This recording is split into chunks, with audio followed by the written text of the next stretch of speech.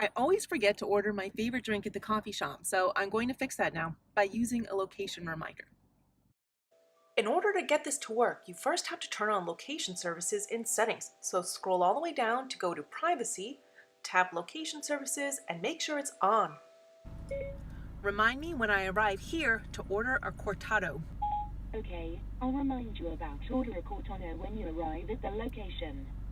All right, so Siri doesn't care where I am. This address doesn't have to be in my address book. When I say the magic words here, it's going to drop a pin right exactly where my phone is. So let's see if it works. I'll check back. I just felt my phone buzz, so that is a good sign. And let me park. And look at that. I don't know if you can see it. Can you see it? Order a cortado. It popped right up. And so now I'm reminded. Now I'm gonna go in and finally remember to order this drink. So I'll be back. So this cortado is awesome. If you're curious, it is just a little me-sized latte. So I made a good choice. And that also brings me to my last point. Sometimes it's not about business, it's just about good coffee.